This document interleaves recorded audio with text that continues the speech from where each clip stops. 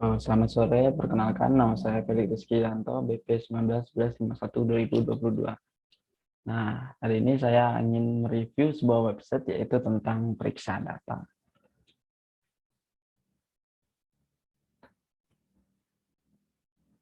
Nah, untuk ringkasan presentasi hari ini, saya ingin sedikit menjelaskan tentang pengertian, fitur yang diberikan, data pribadi, pembobolan, penanganan, kasus yang pernah terjadi, terus dengan hukum yang ada di Indonesia. Selanjutnya itu sebelum masuk ke itu, sebenarnya kita harus mengetahui terlebih dahulu apa sih itu periksa data. Nah, periksa data adalah sebuah aplikasi atau sebuah website dan sebuah solusi untuk publik atau untuk masyarakat agar mengetahui nih apakah telah terjadi kebocoran data pada akun atau di akun dari pemilik akun tersebut. Nah, ini adalah halaman dari website Periksa Data. Nah, untuk selanjutnya itu fitur pendukung di Periksa Data. Yang pertama itu ada beranda, yang kedua ada tentang, ketiga ada kebijakan, dan empat ada kontak. Selanjutnya adalah tentang beranda. Beranda itu adalah halaman awal dari website Periksa Data yang digunakan untuk memasukkan email yang akan kita periksa nih.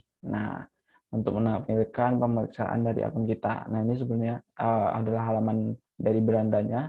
Halaman pertama yaitu guna untuk menginputkan email yang kita punya. Setelah diinputkan, kita menekan periksa sekarang. Nah, selanjutnya itu ada tentang di sini halaman untuk menjelaskan apa sih gunaan periksa data dan penanggung jawabnya siapa-siapa aja. Nah, di fitur tentang itu ada menjelaskan tentang kegunaan dari periksa data, sama itu menunjukkan foto-foto dari penanggung jawab periksa data. Nah, untuk kebijakan privasi ini, halaman ini menjelaskan tentang apa saja sih informasi yang periksa data perlukan. Nah, terus apa saja isi dari kebijakan privasi ini. Pertama ada data-data yang diperlukan untuk pembuatan gugatan. Nah, ini periksa data ini bisa digunakan untuk salah satu syarat untuk membuat gugatan, karena di situ terdapat bukti lengkap nantinya. Itu kedua, isi dari kebijakan privasi ada tujuan pengumpulan data, menjelaskan tujuan dari pengumpulan data oleh periksa data.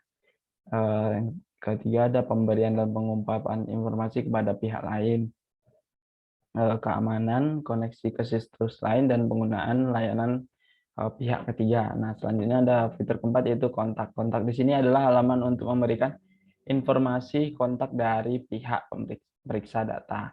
Terdiri dari emailnya itu halo@periksadata.com, Twitternya itu @periksadata, dan di IG-nya itu @periksadata. Nah, ini adalah tampilan dari fitur kontaknya, kebijakan privasi, dan tentang periksa data. Selanjutnya itu ada manfaat dari periksa data. Manfaat dari periksa data adalah kita dapat mengetahui penjelasan singkat pada tanggal berapa sih kejadian tersebut terjadi, berapa sih total data yang telah bocor, dan apa saja yang telah bocor. Nah, periksa data. Nah, tutorial dari periksa data pertama itu kita membuka Google atau Chrome yang uh, ada di device kita. Yang setelah memasuki Chrome atau Google, kita memasukkan keyword yaitu periksadata.com. Setelah masuk ke halaman awal, kita bisa menginputkan akun Google yang akan kita periksa. Nah, setelah memasukkan, di halaman yang sama akan menampilkan hasil pemeriksaan. Itu di bawah hasil pemeriksaan yang tadi, hasil tempat menginputnya. Setelah itu akan ada kedua kemungkinan nih. Pertama itu akun Google kita masih aman dan tidak akan menampilkan hasil, dan selanjutnya itu akan menampilkan hasil di mana-mana saja akun kita telah terjadi kebocoran data. Selanjutnya itu data pribadi. Data pribadi adalah data diri yang sangat dilindungi. Yang pertama itu ada nama lengkap, ini nomor BPJS, alamat lengkap, alamat email, nomor HP, dan lain-lain. Selanjutnya itu adalah pembobolan. Di sini ada beberapa cara untuk atau sebuah kesalahan dalam pembobolan itu. Kenapa pembobolan informasi itu data diri itu dapat dipecahkan gara-gara pertama itu ada password, karena terlalu lemahnya sebuah password hingga hacker dapat memasuki akun kita dengan sangat mudah. Selanjutnya itu adalah tentang penanganan informasi. Biasanya ini tentang penanganan informasi yang tidak benar oleh karyawan, seperti mengirimkan email dokumen ke mesin pribadi di rumah. Selanjutnya itu adalah kerentanan keamanan lama dan tidak diperbaharui. Karena dengan perkembangannya teknologi, maka harus semakin berkembanglah keamanan, karena keamanan itu tidak ada yang aman, dan itu pasti ada celah untuk dimasuki. Jadi ketika keamanannya sudah lama dan tidak diperbarui, maka celah-celah yang tadinya kecil akan menjadi sangat besar dan sangat mudah dimasuki virus atau dibobol oleh hackers. Selanjutnya itu adalah mempublikasikan secara online. Mempublikasikan secara online ini terjadi ketika kesalahan dari programmernya membuat database yang tersedia untuk umum dan mesin pencari. Nah, kondisi ini adalah saat di mana informasi perusahaan bocor dan semua orang dapat mengakses dan mencari informasi tersebut sampai terkunci kembali. Nah, yang selanjutnya itu adalah human error. Human error ini biasanya sering terjadi karena manusia tak luput dari kesalahan. Jadi human error sering terjadi seperti seorang karyawan yang salah mengirimkan email ke orang lain. Selanjutnya ada malware.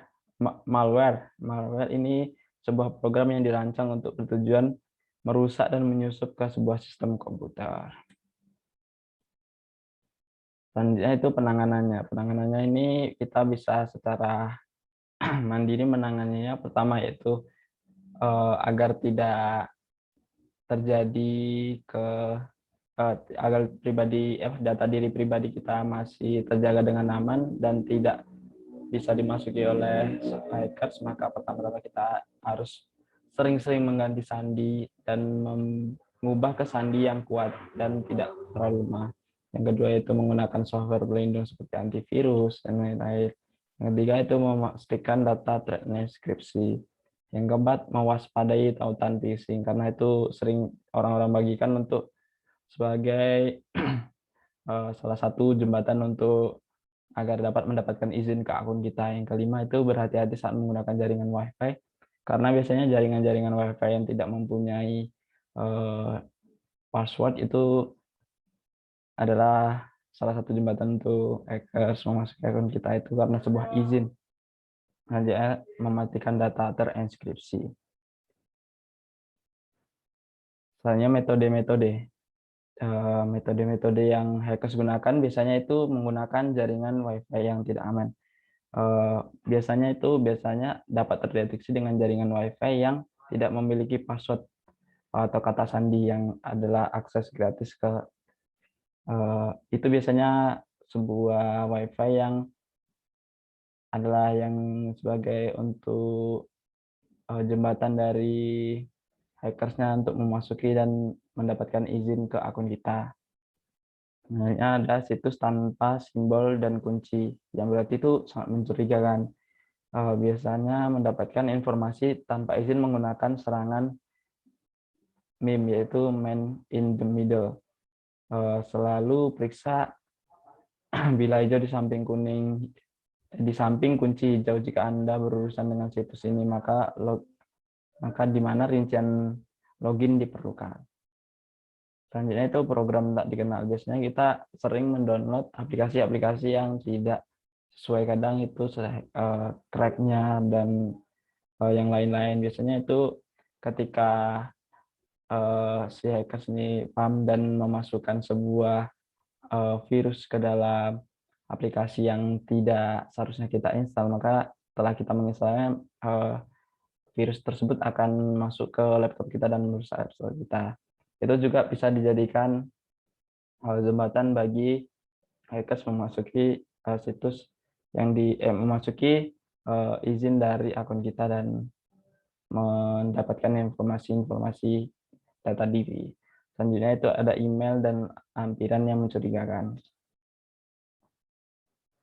Email yang ini biasanya itu di spam untuk semua orang dan itu menggunakan perangkat lunak antivirus. Untuk mengantisipasi hal tersebut, kita bisa menggunakan perangkat lunak antivirus dan selalu periksa tentang tajuk emailnya.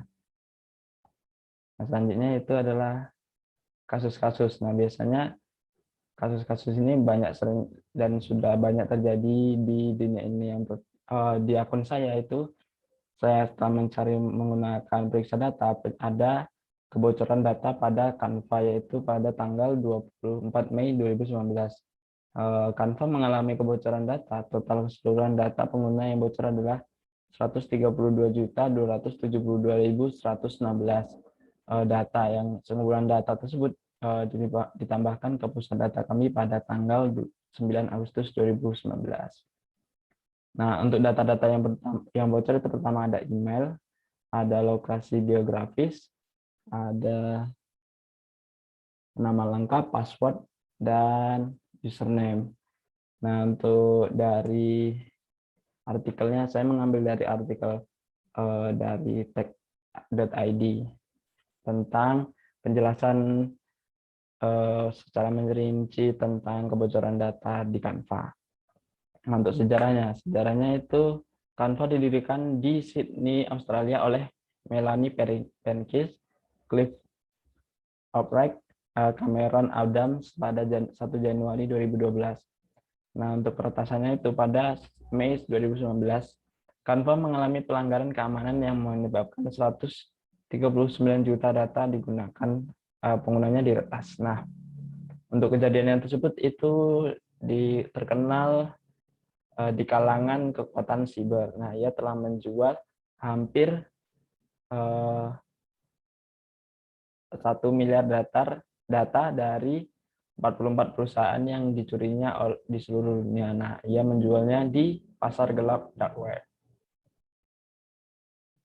Nah, kasus-kasus selanjutnya itu yang dicuri itu datanya pertama terdiri dari nama pengguna, nama asli pengguna, alamat email, kota, negara, dan informasi lain yang tersedia. Nah, pelakunya itu ya dilansir dari ZDNet, hacker yang bertanggung jawab atas pencurian data ini adalah Genetic Layer. Nah, peretas ini terkenal di kalangan kekuatan siber. Nah, untuk tindakan yang Canva minta kepada penggunanya itu mengganti username dan password untuk mengantisipasi insiden. Nah, untuk kasus kedua yang ada pada akun saya itu kebocoran data di Tokopedia pada 17 April 2020. Nah, ini Tokopedia mengalami kebocoran data. Total keseluruhan data yaitu adalah 71.443.698 data. Nah, sekumpulan data yang bocor tersebut kemudian ditambahkan ke pusat kami pada tanggal 2 Mei 2020. Nah, untuk data yang bocor, yang pertama adalah tanggal lahir, email, jenis kelamin, nama lengkap, dan password. Nah, dilansir di kompas.com, berikut penjelasan tentang kasus tersebut. Nah, untuk sejarahnya yaitu Tokopedia resmi diluncurkan ke publik pada tanggal 17 Agustus 2009 di bawah naungan PT Tokopedia yang didirikan oleh William Tanuwijaya dan Leontius Alpha Edison pada 6 Februari 2009.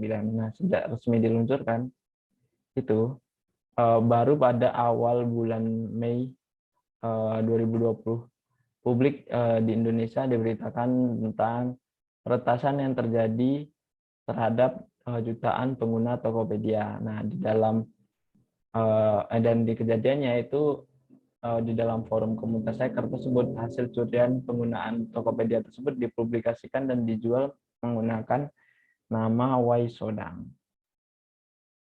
Nah, untuk datanya itu ada beberapa.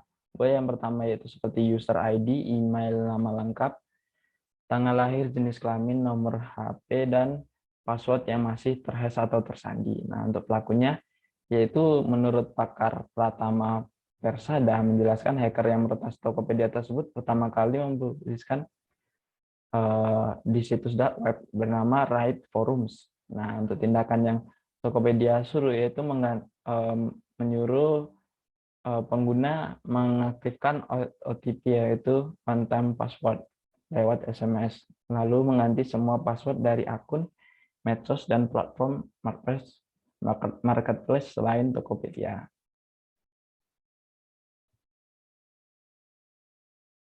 Nah, selanjutnya ada hukum.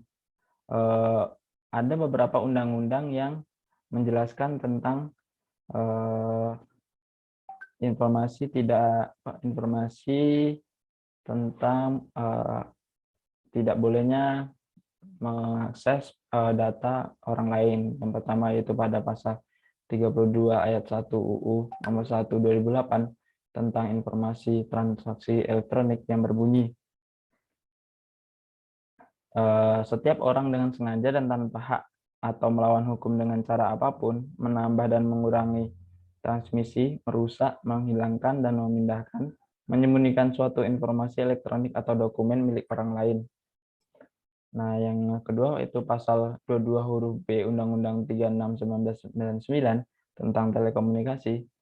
Itu setiap orang dilarang melakukan perbuatan tanpa hak, tidak sah, dan memanipulasi akses jaringan ke telekomunikasi atau ke akses jaringan jasa telekomunikasi dan ke akses jaringan telekomunikasi khusus. Nah, untuk di pasal 30 ayat 1, ayat 2, dan ayat 3 UU nomor 11 2008 tentang informasi dan transaksi elektronik atau ITE, itu pasal 1 menjelaskan tentang setiap orang yang sengaja dan tanpa hak atau melawan hukum mengakses komputer atau sistem elektronik milik orang lain dengan cara apapun.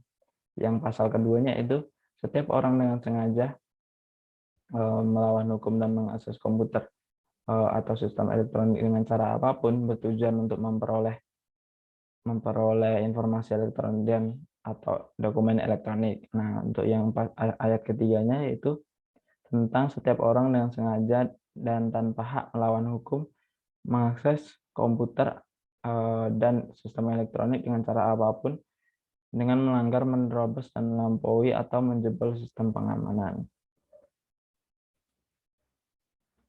Nah, itu sudah dijelaskan bahwa sebenarnya untuk pengaksesan secara ilegal terhadap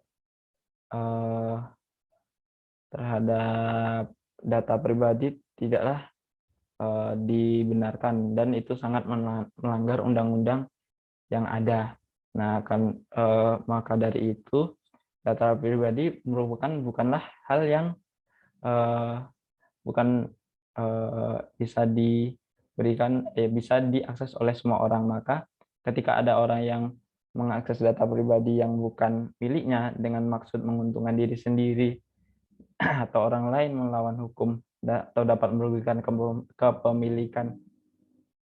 kepemilikan data, maka itu sebagaimana dijelaskan pada pasal 5 ayat 1 di pidana, itu yang mengakses secara ilegal dapat dipidana secara paling lama di penjara selama 5 tahun dan dipidana denda sebanyak 50 miliar rupiah. Nah, segitu saja penjelasan dari saya. Jika ada salah dan jengkel, mohon maaf. Saya ucapkan terima kasih dan selamat sore.